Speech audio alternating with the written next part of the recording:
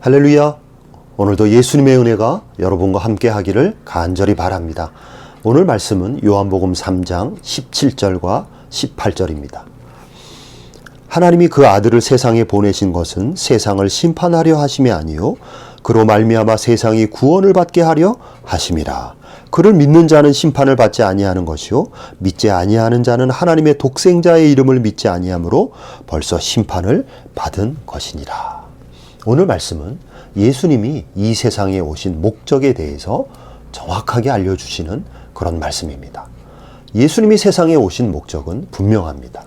오늘 본문 17절에서 세상을 심판하려는 것이 아니라 그 반대로 세상을 구원하기 위함이다. 즉 하나님이 예수님을 세상에 보내신 목적은 세상 사람들에게 하나님의 심판을 전달하고 그 심판을 집행하기 위해서 예수님을 보내신 것이 아니라는 것입니다.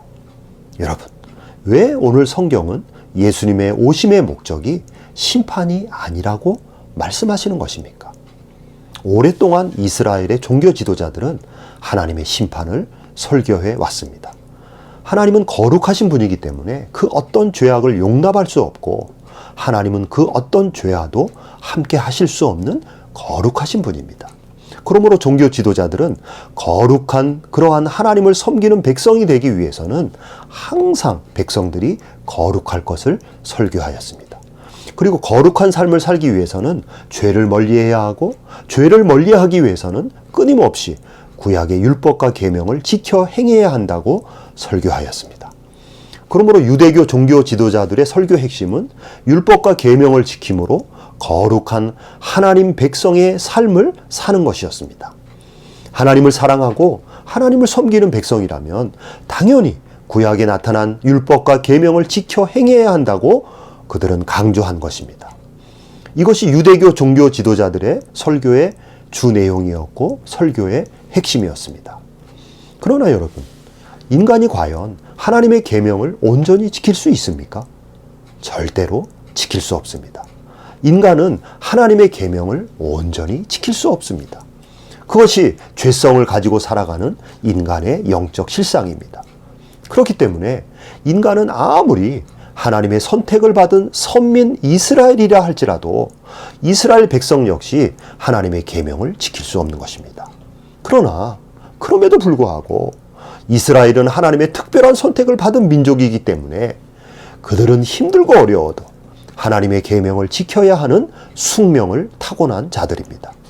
하나님의 선택을 받은 하나님의 백성들이기 때문에 아무리 죄를 즐기고 싶고 아무리 세상적으로 살고 싶고 아무리 자기 마음대로 살고 싶어도 이스라엘 백성들은 그러한 자신들의 타락한 인간의 죄성을 억제하고 기어이 하나님의 계명을 지켜 행하는 삶을 살아야 하는 것입니다. 그래서 이스라엘의 종교 지도자들은 항상 설교할 때 우리는 하나님의 선택을 받지 못한 저 이방인들과는 다른 사람들이다. 이방인들은 우상을 섬기고 세상을 살아가며 육체의 쾌락을 즐기는 삶을 살아간다 할지라도 우리 이스라엘은 절대로 그렇게 살면 안 된다. 우리 이스라엘은 하나님이 주신 율법과 계명을 철저히 지켜서 저 하나님 없이 살아가는 이방인들과 같이 살지 않고 구별되고 차별된 삶을 살아야 한다. 종교 지도자들은 항상 설교를 통해서 이러한 내용을 강조하였습니다. 그러나 그들의 원함과는 달리 거룩을 말하면 말할수록 이스라엘 백성들은 더 깊이 죄악에 빠져들었습니다. 율법과 계명을 지키라고 아무리 강조하고 책망을 해도 이스라엘 백성들은 하나님의 법을 사랑하는 것보다 세상을 더 사랑하고 죄악을 더 사랑했습니다. 그러자 언제부터인가 종교 지도자들의 설교는 하나님의 심판에 대해서 말하기 시작한 것입니다. 하나님의 법을 준행하지 않는 자들의 모습을 보면서 하나님의 진노가 임할 것이며 하나님의 심판이 임할 것이라고 외치기 시작하였습니다. 그래서 국가의 대소사에서 사회의 크고 작은 현상에서 안 좋은 일들이 일어나고 불행한 일들이 일어나면 다 하나님의 심판이 임했다고 설교한 것입니다. 이스라엘이 로마의 식민지가 된 것도 하나님의 심판이라고 굳게 믿었습니다.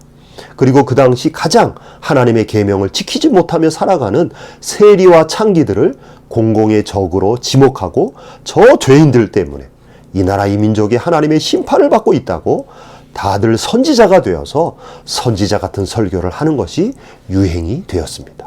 그래서 구약의 율법 종교로 고착된 유대교에서 하나님의 심판이라고 하는 주제는 필연적으로 가장 중요한 교리가 되었습니다. 율법과 계명을 추구하는 종교에서 사람들이 율법과 계명을 지키지 못한다면 필연적으로 찾아오는 것이 바로 하나님의 심판입니다.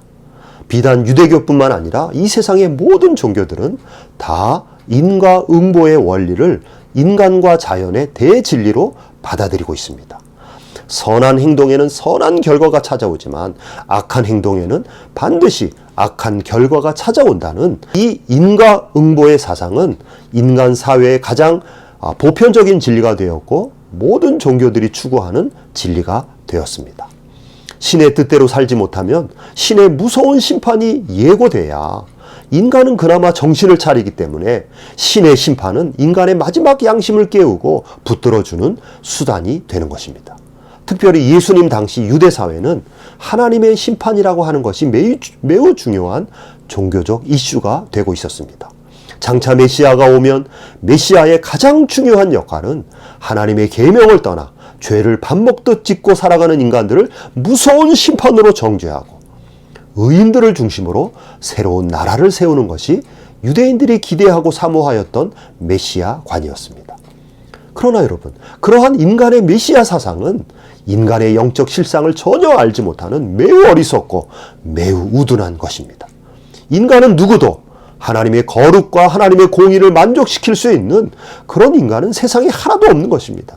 메시아가 와서 죄인을 심판하고 의인을 중심으로 새로운 하나님의 나라를 세우기를 소망할 때 세상에 그러한 의인은 하나도 없는 것입니다. 메시아가 데리고 함께 새로운 나라를 세울 만한 의인은 여러분 이 세상에 한 명도 없는 것입니다. 의인을 중심으로 새로운 나라 세우기를 소망하는 인간의 소망은 다 현실성이 제로인 헛된 소망일 뿐입니다.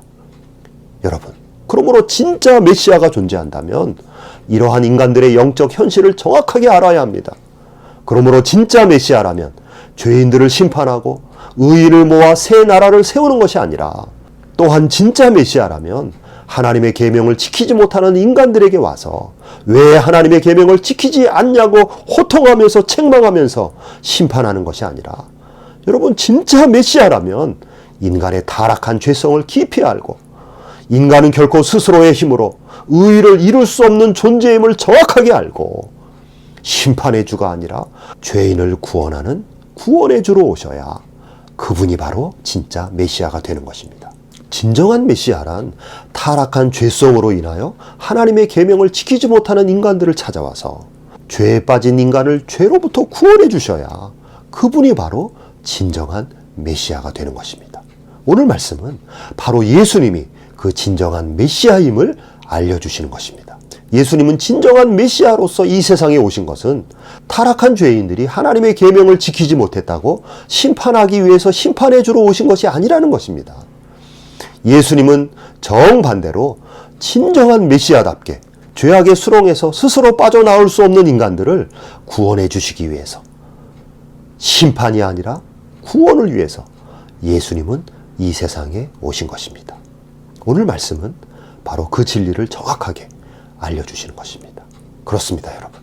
예수님은 여러분의 죄악을 심판하기 위해서 오신 분이 아닙니다. 예수님은 우리의 모든 죄에서 우리를 구원해 주시기 위해서 찾아오시는 메시아이십니다. 오늘도 이 좋은 예수님의 은혜가 여러분에게 가득 부어지기를 간절히 바랍니다. 아멘.